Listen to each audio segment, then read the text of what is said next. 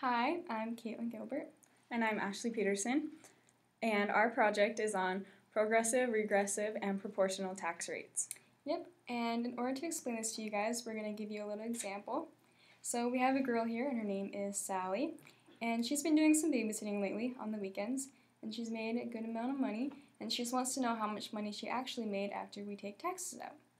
So we have this little scenario that we made. So for her first weekend, she made $100. Some big bucks there. $100.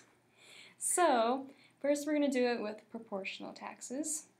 And proportional taxes is where it requires the same percent taken from everybody, from all taxpayers, regardless of how much money they made.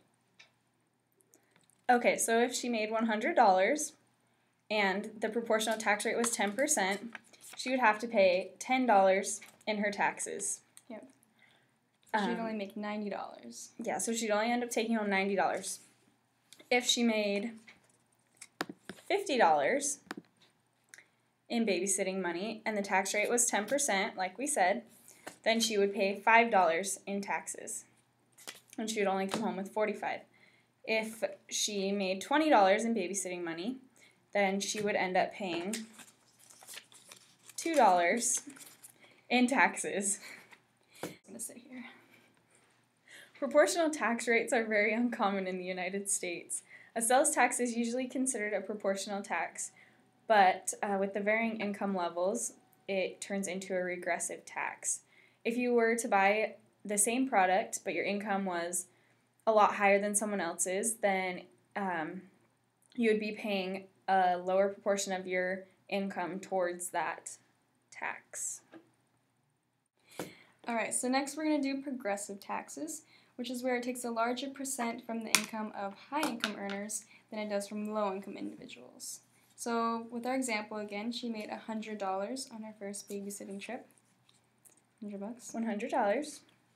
And with the progressive tax rate, with her $100 earning level, the tax rate is 50%. So she would pay $50 in taxes.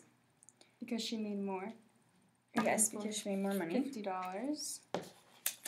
And if she made $50 in money, in babysitting money, the tax rate would be 20%, so she would owe $10 in taxes. And if she made $20 in her babysitting money, the tax rate would only be 5%, so she would pay $1 in taxes. Awesome. So progressive taxes are what our U.S. tax rate is in the United States. And so just to give an example of that, if your taxable income is between 0 and $8,925, you are in the tax bracket where you're going to be paying 10% of your income. And if you're in the tax bracket of $8,925 to $36,250, then you're going to be paying 15% of your income. And it goes all the way up if you make $400,000 and above, then you pay 39.6% in taxes for your income. And back to our example, like with Sally, with her progressive taxes, she made $100 of income, so she had to pay 50%, which was $50.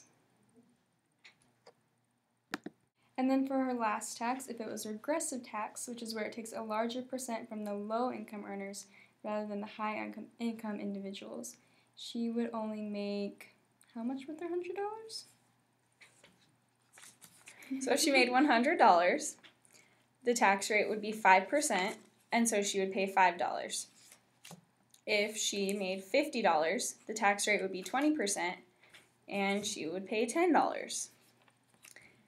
If she earned $20, the tax rate would be 50%, so she would then pay $10 in taxes. So with regressive taxes, an example of that is our Social Security taxes that we pay on our income. And for the year 2013, the percent that you pay is 6.2%, but you only pay it on your income that is under $113,700. Okay, and this ties back into our example of Sally. If she were to earn $50, once again, she would pay 20% on this $50, so she would only end up paying $10 in her tax. Cool. So this is our little example for you guys on taxes, and we hope to help you out a bit.